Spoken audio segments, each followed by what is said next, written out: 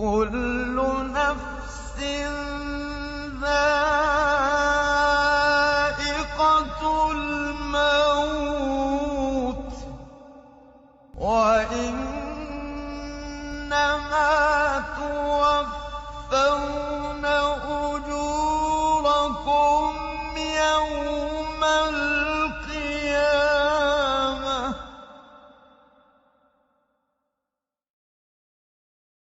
Et dans le hadith, c'est rapporté Fabifi el-Hajar, ça veut dire, et c'est comme si Omar, il avait une pierre dans sa bouche, il ne savait plus quoi dire. Ça veut dire quoi? Ça veut dire qu'il est resté bouche bée. De savoir qu'après notre mort, notre âme revient dans le corps et c'est comme si on redevient vivant. Et là, qu'est-ce qui vient te accompagner dans la tombe? Tes œuvres.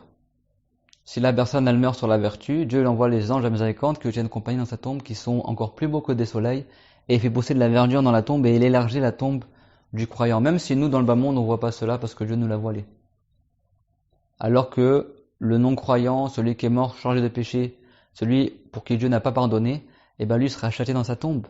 La tombe se resserrera sur lui et il sera écrasé dans sa tombe au point que ses côtes vont s'entrecroiser.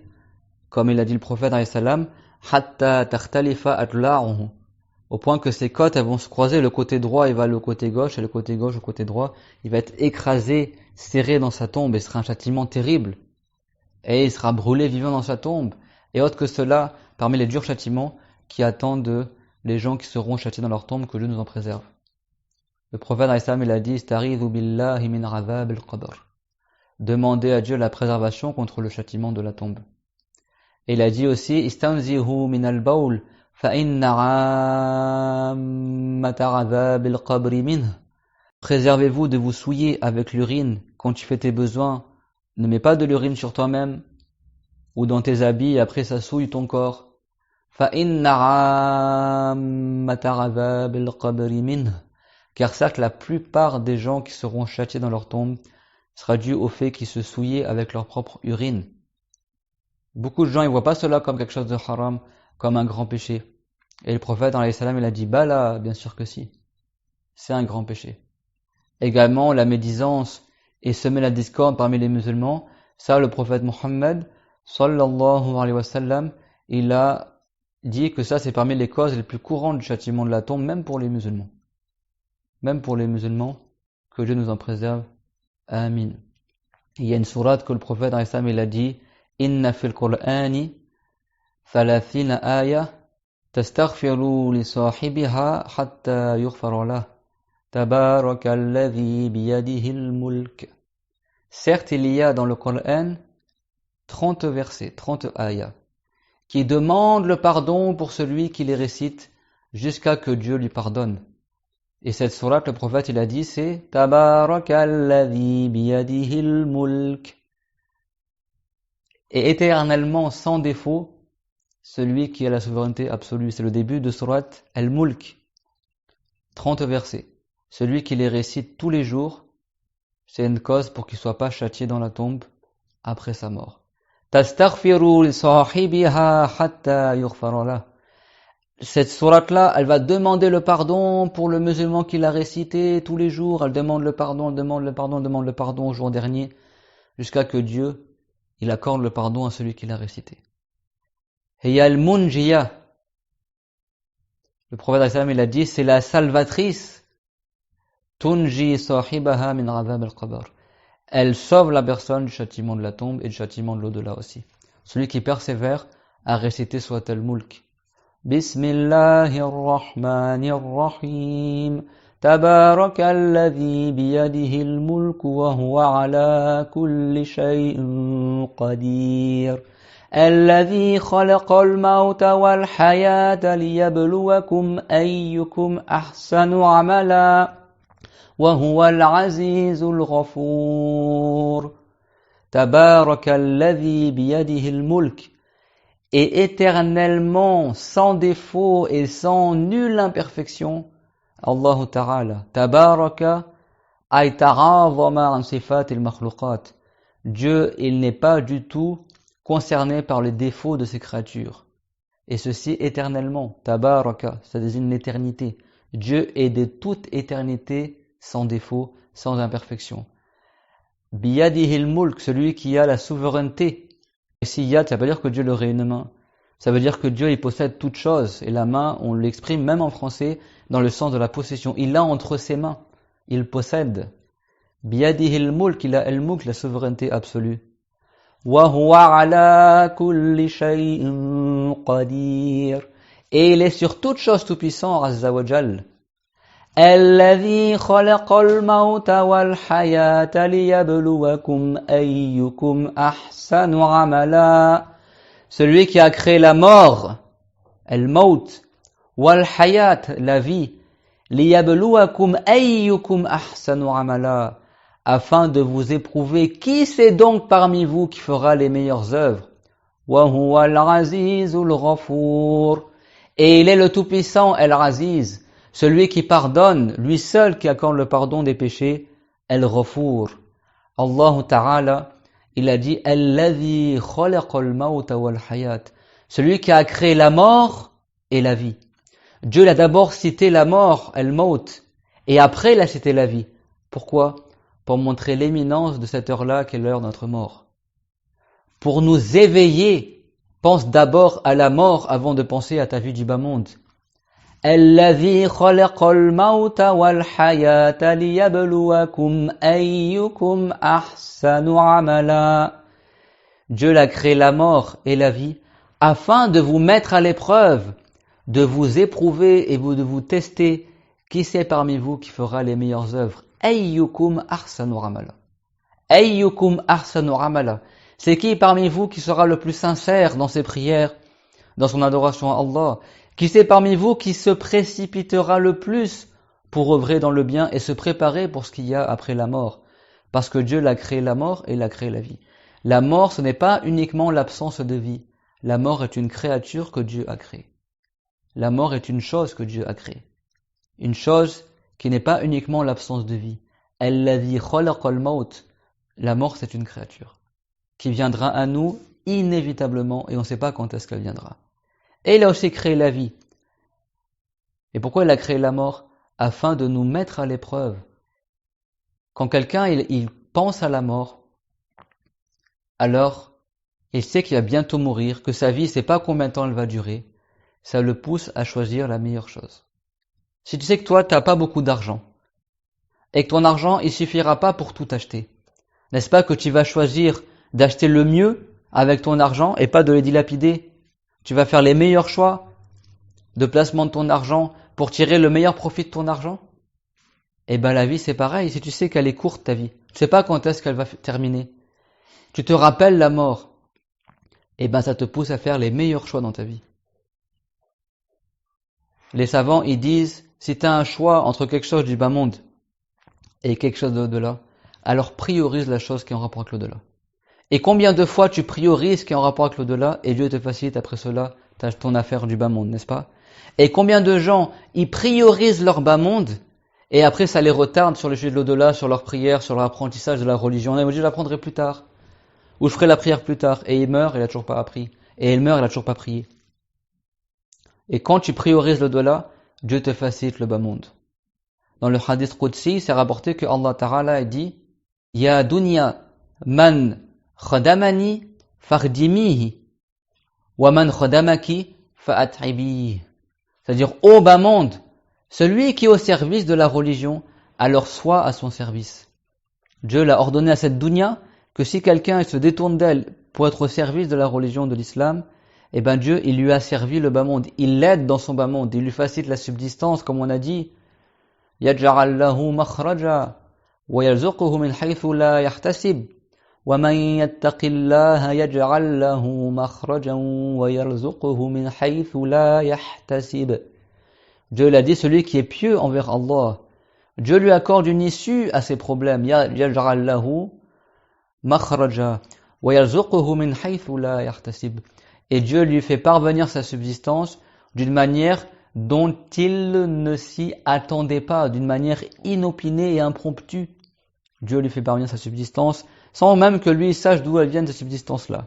Il lui facilite un travail, il lui facilite le mariage, il lui facilite des choses que peut-être il n'avait pas eu s'il avait été fatigué dans le bas monde. Ça, c'est parmi les barakas de la piété, c'est une cause de subsistance aussi, la piété. Et souvent, quand tu te priorises pour la religion, Dieu te facilite le bas monde. Dieu l'a dit au bas monde. Celui qui est au service de la religion, alors sert-le soit à son service. C'est le Seigneur des mondes qui a créé cela pour le bas monde. Et celui qui te sert, celui qui est au service du bas monde, fa'atribihi, alors fatigue-le. Et combien de gens musulmans à notre époque, tu les vois, ils se fatiguent, courir après la dunya, courir après l'argent, et toujours ils sont humiliés, rabaissés, ils n'arrivent jamais à ce qu'ils veulent.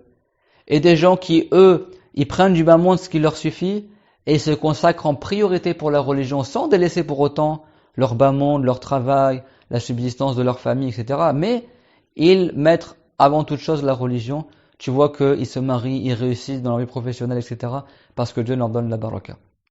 Parce que Dieu leur donne la baraka, parce que celui qui craint Allah et qui fait preuve de piété, Dieu met à son service le bas monde. Ça ne veut pas dire qu'il deviendra riche, ça ne veut pas dire qu'il aura tout ce qu'il voudra dans le bas monde. Et celui qui est pieux, son cœur il est détaché du bas monde. Donc lui il prend juste ce qu'il a besoin et le reste il le laisse. Et le reste il le reste. Il le laisse. Dans le hadith sahih, le prophète sallallahu alayhi wa sallam, il a dit khayrul rizqi ma yakfi. Il a dit khayrul dhikr al-khafi. La meilleure évocation que tu puisses faire de Allah, c'est ce que tu fais comme dhikr en cachette. Pas devant les gens, Bismillah, Allahu Akbar, devant tout le monde voit que tu fais du dhikr. Parce que là, tu es un peu plus loin de la sincérité. Peut-être tu prends le risque de l'infatuation, de l'ostentation, de rechercher l'éloge des gens, qui est un grand péché, qui est riya, l'insincérité. Et le prophète l'a dit, ittaqur riya fa innahu shirkul asghar. Évitez, prenez garde de l'insincérité ar-riya, car c'est le shirk, la petite association, le shirk mineur. Ça veut dire que c'est comme si tu ressemblais à celui qui adore autre que Allah, parce que tu recherches l'éloge des gens. Tu recherches l'agrément des gens, des créatures, au lieu de rechercher l'agrément du Créateur subhanahu wa ta'ala. Mais c'est un grand péché, mais c'est pas de la mécrance, mais ça ressemble à la mécrance. Alors que si tu fais ton zikr en cachette, dissimulé, la ilaha illallah, Allahu Akbar, à voix basse, tu t'éloignes de tomber dans le péché de l'infatuation parce que les gens ils t'entendent pas. Le prophète a dit ça c'est le meilleur des zikr. Il a dit wa khayru rizqi ma yakfi, et la meilleure subsistance c'est ce qui suffit à la personne. Le prophète alayhi salam il a dit ma qalla wa kafa khayru mimma kathura wa alha. Ce qui est peu mais qui te suffit, c'est meilleur que ce qui est beaucoup et qui te divertit, qui te détourne de l'obéissance à Allah. Il vaut mieux avoir peu de subsistance mais vivre dans la piété que d'avoir beaucoup de subsistance et d'opulence et de richesse qui te divertissent et qui te détournent de l'obéissance à Allah et qui te fait oublier la mort alors que Dieu nous a ordonné de nous rappeler de la mort souvent et que le prophète nous a recommandé et ordonné, bien sûr dans le sens de la recommandation, de la sunna, de se rappeler souvent la mort. قل إن الموت الذي تفرون منه فإنه ملاقيكم ثم تردون إلى عالم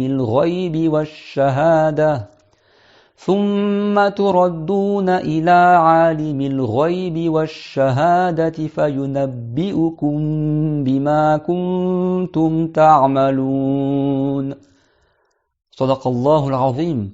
Dans Surat al-Jumu'ah, Dieu l'a dit, dis ô Mohammed, dis aux gens, certes la mort dont vous fuyez, la mort que vous tentez d'esquiver, قُلْ إِنَّ الْمَوْتَ الَّذِي تَفِرُّونَ مِنْهُ, dis certes la mort dont vous tentez d'échapper, فَإِنَّهُ مُلَاقِيكُمْ, eh bien certes cette mort-là, cette fin-là de votre vie, elle va certes vous atteindre, فَإِنَّهُ مُلَاقِيكُمْ, certes la mort, elle vous atteindra assurément.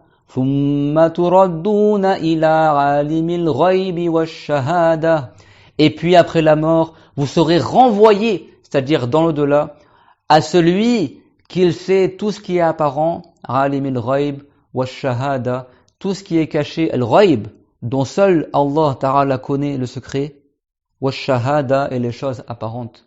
Vous retournerez à son jugement. فَيُنَبِّئُكُمْ بِمَا كُنْتُمْ تَعْمَلُونَ, et alors à ce moment-là, au jour dernier, Allah Ta'ala vous informera de ce que vous faisiez comme mauvaise action dans le bas monde. Al-maut alladhi tafirruna minhu. Ça c'est le propre des gens non musulmans, ils fuient de la mort. Et cette mort-là, elle t'atteindra inévitablement, immanquablement. Donc l'intelligent, celui qui se rappelle tout le temps cela. Quand il fait la prière, peut-être je vais mourir durant cette prière-là, comme le prophète Sulayman, ou après la prière, comme le prophète Mohammed, qui est décédé après la prière du Soubor. Qui est décédé, d'accord, le prophète salam, il s'évanouissait dans la dure douleur de la mort et disait Inna lil maut ila sakarat. Certes, la mort elle a des douleurs terribles. Il s'évanouissait.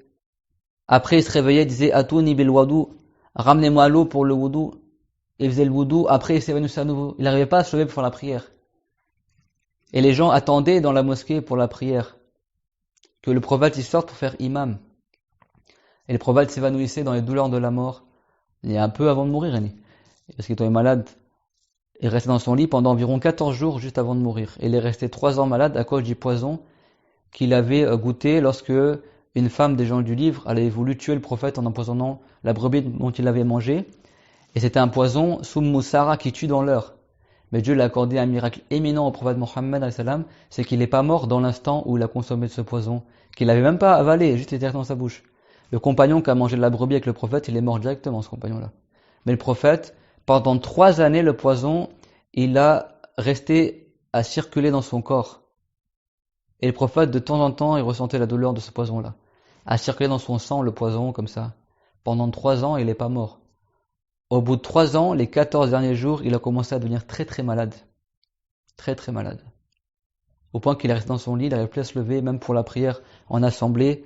C'est rapporté dans certains hadiths que, entre son oncle et l'imam Rali, il le transportait comme ça, entre 2 hommes, et ses pieds traînaient sur le sol, le portaient comme ça pour qu'il aille faire imam dans la mosquée, parce que dans la chambre de son épouse Aïcha, enfin les chambres de son épouse étaient concomitantes avec la mosquée, juste à côté de la mosquée. Et il faisait la prière assis. Des fois, les compagnons priaient debout derrière lui, ou assis dans certaines versions également. À la fin de sa vie, il a été très malade, et il est resté dans son lit pendant environ 2 semaines. Et il a demandé l'autorisation à ses épouses de rester dans les derniers jours de son vivant dans la chambre de Aïcha, parce qu'il était très malade, et il disait à ses épouses Aina ana rodan, Aina ana rodan, où est-ce que je serai demain? Et ses épouses, elles disaient tu seras chez une telle. Après elle dit et après demain je serai chez qui? Tu seras chez une telle. Et après demain. Et en fait, elles ont compris que lui, il cherchait à savoir quand est-ce que ça va être mon jour avec Aïcha. Et quand ses épouses ont compris cela, elles ont dit Wahabna layaliyana li ukhtina Aïcha ya Rasulallah. Nous offrons nos nuits, nous offrons nos nuitées à notre sœur Aïcha au Masjid de Allah. Elles ont compris que le prophète il voulait rester les derniers jours de sa vie dans la chambre de Aïcha. Et donc ses épouses, elles ont pardonné au prophète les nuitées qu'elles avaient avec lui. Elles ont dit nous on les laisse entre Dame Aïcha. Donc il a passé les derniers moments de sa vie, derniers jours de sa vie dans la chambre de Aïcha, que Dieu l'agrée, et il est décédé dans la chambre de Aïcha, dans les bras de Aïcha, anha, dans là où il l'a enterré, parce que le prophète l'a dit An-nabiyyuna yudfanuna haythu yamutun. Les prophètes sont enterrés là où ils décèdent, tout comme il le rapporte le grand compagnon honoré Abu Bakr al-Siddiq radiyallahu anhu.